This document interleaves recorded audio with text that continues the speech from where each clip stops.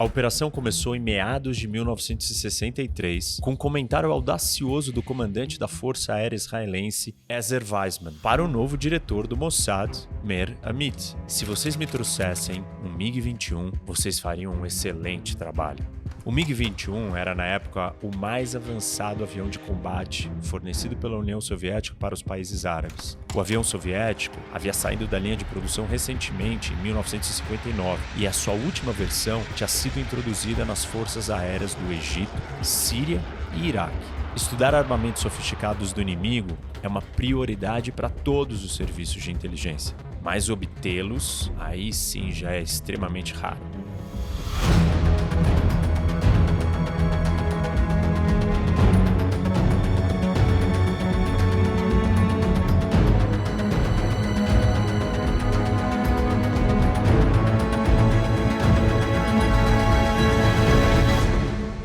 Pessoal, preciso contar para vocês a novidade da Insider, que são as novas cores.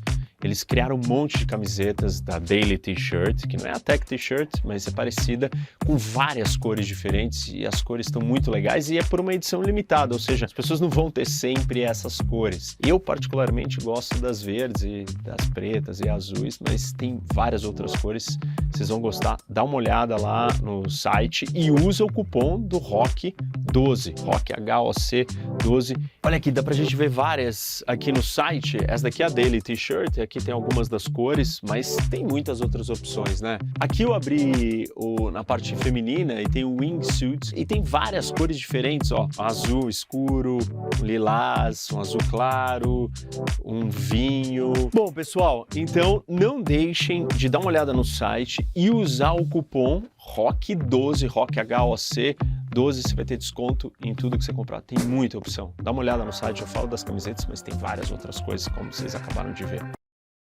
Para Israel, entender o funcionamento dessa arma poderosa era fundamental por representar um desafio para qualquer guerra futura. O avião russo era uma grande ameaça capaz de abalar a superioridade aérea israelense na região. A Síria possuía 18, o Iraque 10 e o Egito 34 naquele momento. Na época, a Força Aérea Israelense não tinha nada comparável com o MiG-21. Uma das razões era que os Estados Unidos colocou um embargo impedindo Israel de adquirir os seus caças. Foi assim, então, que os serviços de inteligência israelense iniciaram a sua missão em busca de obter esse MiG. A primeira tentativa começa no Egito.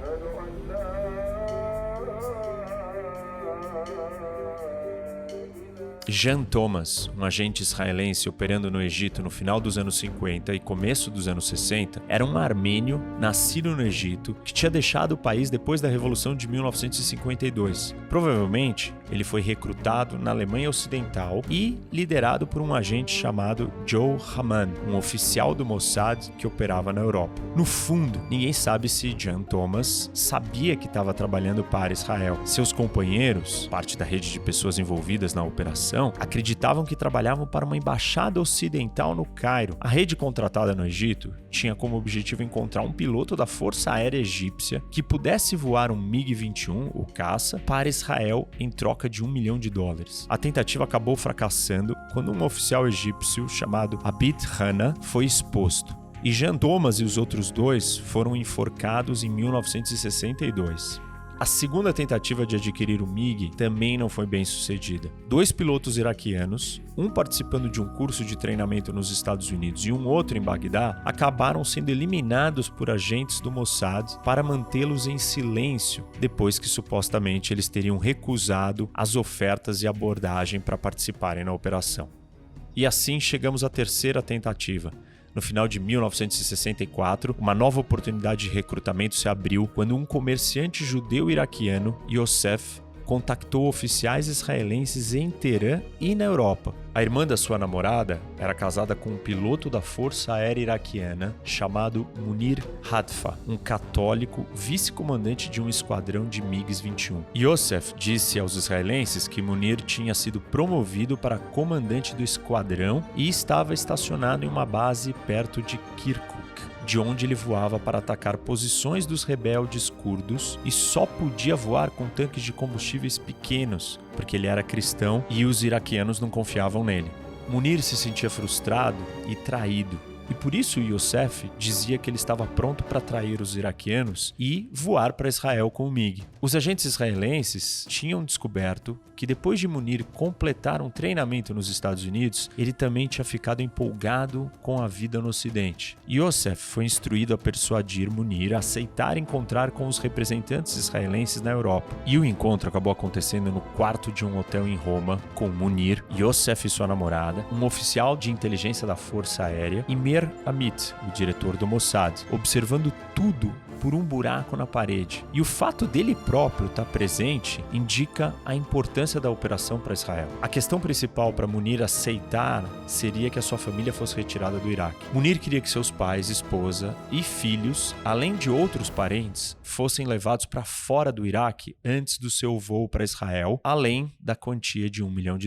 Os pontos principais do acordo e da operação já estavam organizados e agora só faltava a transferência de Munir para uma base perto da fronteira de Israel. Um time de agentes do Mossad foi enviado para Bagdá, capital do Iraque, para monitorar o piloto e preparar a retirada da sua família. Em meados de 1966, Munir foi transferido finalmente para a base aérea de Rashid, próxima à capital. O Mossad então iniciou a retirada da família dele. O próprio Munir foi convidado para ir para Israel para conhecer a pista de pouso onde ele iria aterrissar o MiG. Em Israel, ele se encontrou com o comandante da Força Aérea Israelense, o general Mordechai, uma figura militar importantíssima que posteriormente se tornaria ministro da Defesa e vice-primeiro-ministro. O general deu garantias a Munir sobre o plano de voo e a extradição da sua família. Agentes do Mossad contrataram 2 vans grandes e pegaram os outros membros da família de Munir, deixando Bagdá para trás. Eles dirigiram até a fronteira com o Irã e cruzaram no meio de guerrilheiros curdos. No começo de agosto de 1966, Munir havia reportado que em breve ele seria permitido fazer um voo longo com combustível suficiente para uma corrida de 900 quilômetros. No dia 16 de agosto, um radar de defesa aérea jordaniano rastreou um avião sobrevoando em alta velocidade o norte da Jordânia. O mesmo avião que apareceu no radar da Jordânia depois aterrissou em Israel. Ao entrar no espaço aéreo israelense, Munir passou a ser escoltado por 2 aviões Mirage da Força Aérea Israelense. Um dos pilotos israelenses do Mirage contou que ele não sabia do que se tratava o MiG e apenas tinha sido instruído para interceptar o avião, mas de maneira alguma atirar no avião iraquiano. Então,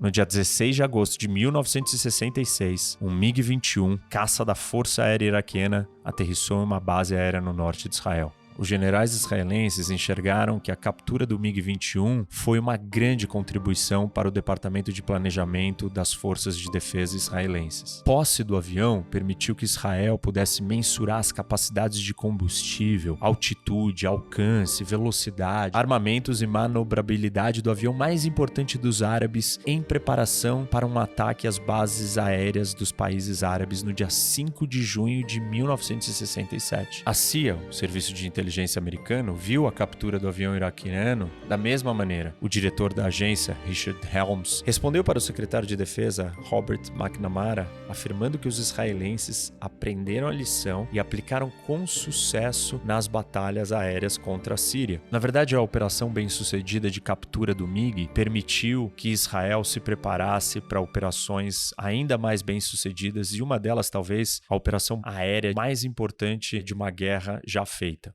Apesar do sucesso da captura do MiG, Israel não tinha agentes suficientes do Mossad ou dos seus serviços de inteligência infiltrados nas bases aéreas egípcias e no seu comando militar. Israel não tinha mais do que 3 informantes infiltrados no alto comando do Cairo. Ninguém sabia como Meir Amit, o diretor do Mossad, havia conseguido persuadir esses 3 a se tornarem informantes. Uma das demandas de Meir era informações gerais e também informações detalhadas de pequenas coisas sobre tudo o que eles pudessem coletar. Por exemplo, qual a distância um piloto precisa caminhar do seu alojamento até o refeitório? Quanto tempo um oficial do exército perde no trânsito no Cairo? Alguns dos oficiais tinham amantes?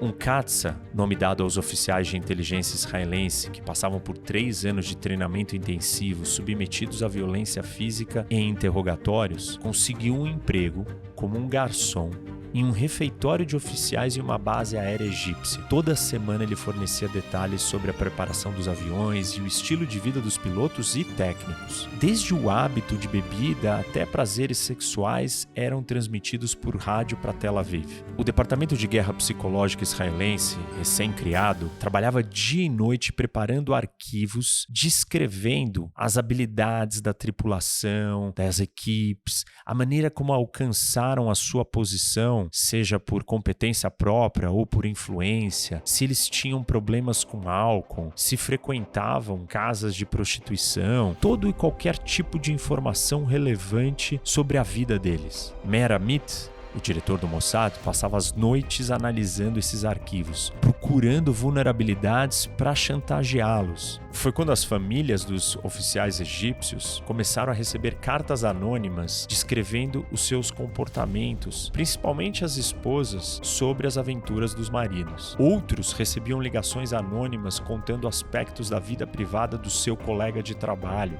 No começo de 1967, a rede de informantes de Israel tinha adquirido informação suficiente para deixar claro que o líder do Egito, Gamal Abdel Nasser, estava se preparando para a guerra contra Israel. Meir Amit foi capaz de fornecer para a Força Aérea de Israel o horário preciso para lançarem um ataque contra as bases egípcias. Os analistas do Mossad conseguiram produzir um incrível descritivo do funcionamento das bases aéreas do Egito. Entre as 7h30 e as 7h45 da manhã, as unidades de radar egípcias estavam no seu momento mais vulnerável. Nesses 15 minutos, os oficiais do turno da noite estavam cansados, chegando ao fim do seu trabalho, enquanto o novo turno não estava totalmente alerta, ou quando não estavam atrasados pela demora do serviço do café da manhã no refeitório. Já os pilotos tomavam café da manhã entre as 7h15 e 7h45 da manhã, e na sequência seguiam para o quartel para pegar o seu equipamento. A média desse trajeto levava em torno de 10 minutos. A maioria deles despendia mais 10 minutos no banheiro antes de irem para as filas de voo, chegando por volta das 8 da manhã para começar o dia. A partir daí, as equipes de voo começavam a retirar os aviões dos hangares para abastecimento e armamento. Nos próximos 15 minutos, as linhas de voo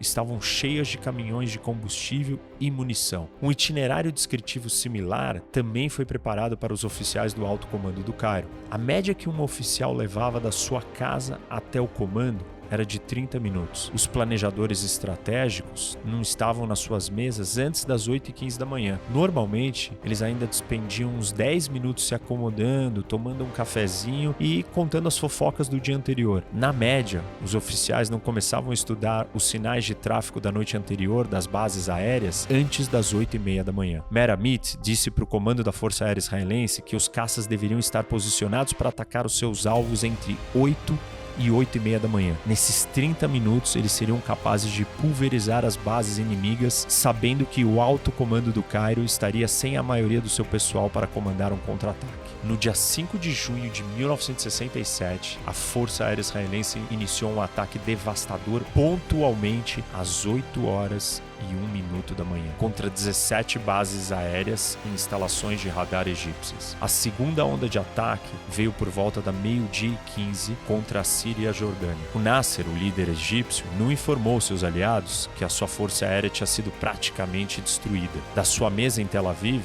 Meir Amit olhava pela janela, sabendo que o segredo de um dos ataques aéreos mais bem-sucedidos da história militar foi alcançado pelos seus analistas de inteligência e assim tinham praticamente decidido o resultado de uma das guerras mais decisivas e impactantes de Israel e do Oriente Médio. Um total de 304 aviões egípcios de uma frota de 419 foram destruídos no solo, 53 aviões sírios num total de 112 e 28 aviões jordanianos, representando de 70% a 80% de toda a frota aérea árabe. Essa história real nos mostra como as operações de inteligência são decisivas nas disputas contra inimigos. Como o famoso estrategista Sun Tzu nos ensinou, operações secretas são essenciais na guerra. E o exército depende da inteligência para cada movimento. Um exército sem agentes secretos é como um homem sem olhos e ouvidos.